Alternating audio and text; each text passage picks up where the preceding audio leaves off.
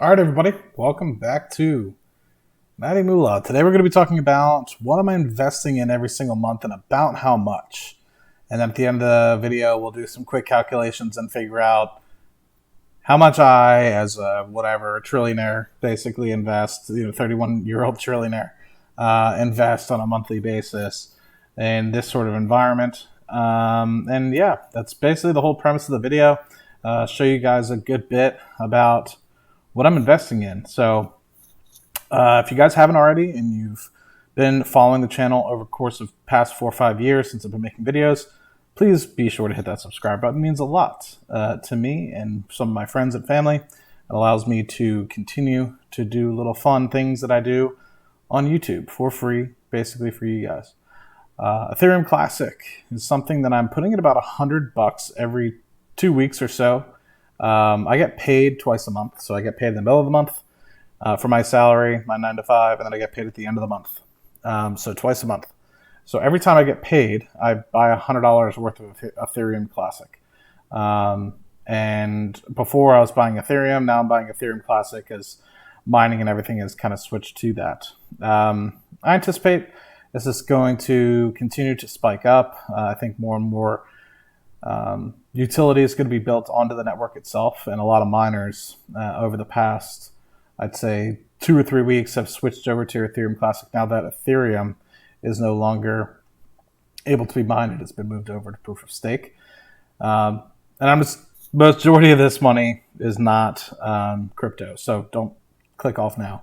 And then another $100 every 2 to 3 weeks on Bitcoin as well. So cumulatively, we're looking at about $400 a month in crypto as a whole, then followed by $135 a month, or maybe it's $150 a month, going into my Fundrise account here. So that's about $550. And then I also have always just set up something in my personal savings account that $500 from every pay goes to my Amex personal savings. And just because of the environment right now with some really cheap opportunities out there, I decided to just go ahead and every time I get paid, take some of that money and buy one of 3 things, if not all 3 within a matter of time. Rocket Lab is one I've been buying up a little bit more and more of, really trying to get my cost basis down to the $7 range. So a little bit about Rocket Lab. They have a small launch company coupled with a bunch of satellites companies that they've acquired over the past year since they de-SPACed. And they had a really good Investor Day presentation. I was investing before the Investor Day presentation, but now afterwards, it's really piqued my interest a little bit more into how wide of a, I guess, aerial extent or integrated extent that they're trying to go to in the space industry. You could pick it up for under $2 billion market cap, and I honestly think with where they're headed, they're 5-6 years behind where SpaceX is. Granted, SpaceX is going to Mars and trying to achieve slightly different purpose.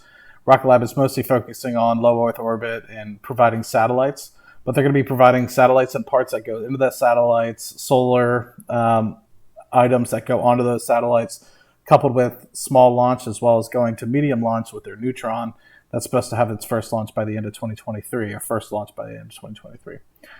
So really bullish on this one. I think that this could easily get to a $15 to $20 billion company, but I wouldn't be surprised if in the long run it goes to a $100 billion company. So to be able to buy it at less than $2 billion, can't guarantee it's going to be a 50x. Obviously, there's some inherent risk associated with the space industry itself, but also potential share dilution. So keep that in mind. But at the end of the day, I think it's a great opportunity to look at. And I think in 5-10 years, if things continue to be successful, granted there's some hair on it, could be a good one. So I've been adding a couple $100 every time I get paid into this. Same thing with Palantir, you guys know. So since September 30th of 2020, when it direct public listed, I've been buying shares. And even more so since it's dipped back below the $20 range.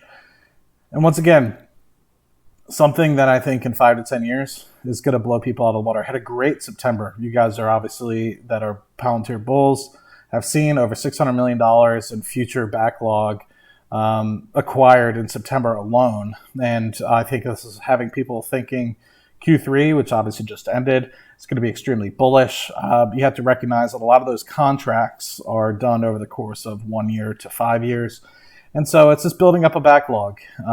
So I think it'll help in the long-term run rate of the company, but I don't think you're just going to see this big spike up, which I think a lot of people are anticipating we're going to see. But Karp has done a phenomenal job getting out to the road shows and showing a really good presence. So I think he's had some coaching and to just own who he is and own where he is as a public CEO. And I think he's met that in stride. And I think he's done a really good job being able to show people the potential. And the sales team is really getting to work. So I think in the future, this one could be a good opportunity for those.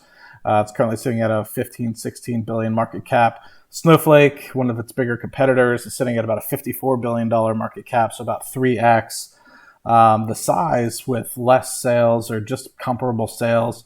And I think Palantir is much more has a much bigger aerial extent with custom software than, say, a Snowflake. Snowflake is very much out of the box.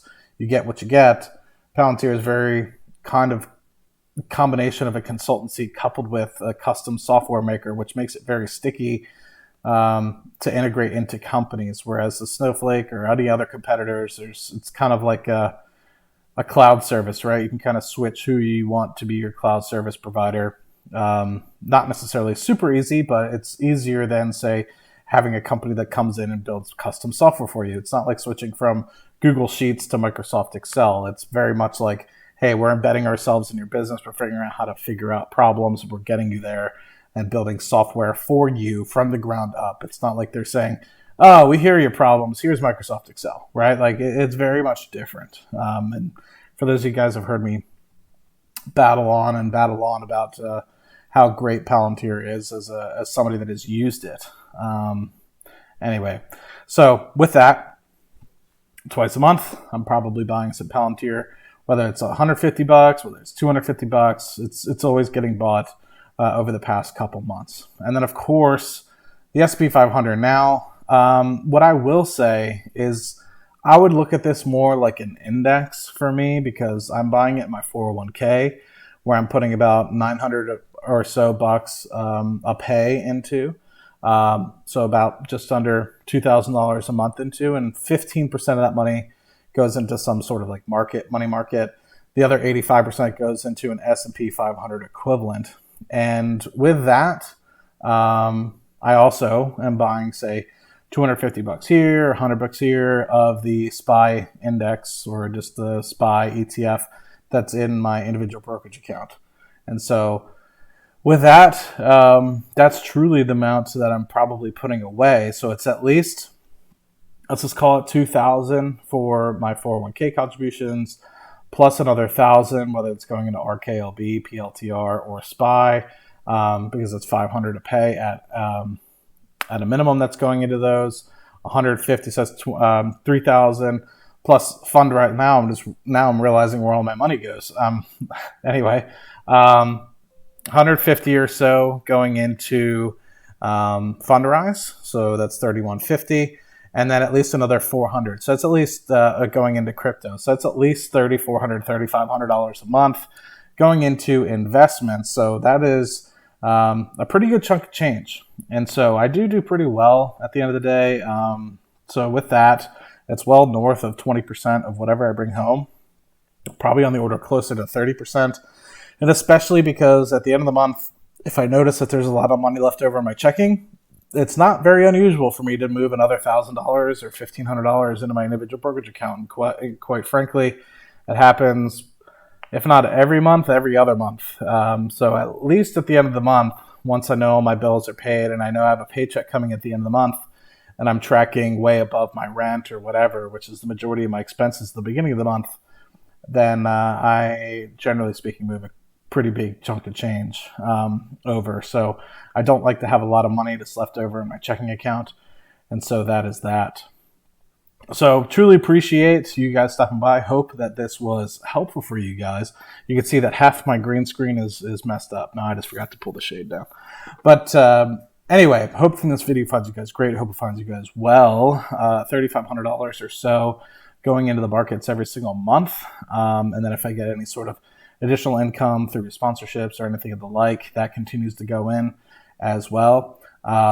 So that's really it. Ethereum Classic, Bitcoin for some small crypto investments. So that's about 12% or so of the total money that I'm putting in every single month. Then you have Palantir, Rocket Lab, and S&P 500. And I would say the majority of it, probably over 70-75% of it at the moment, is mostly going into the S&P 500. But the key speculative stocks are Palantir and Rocket Lab. And if you guys haven't heard of them, feel free to reach out in the comment section. I'd be more than happy to talk to you guys about them. I'm going to upload this one, and I'm going to go get a drink or two with some friends. So hopefully you guys enjoy, and I'll see you guys in the next video. Cheers.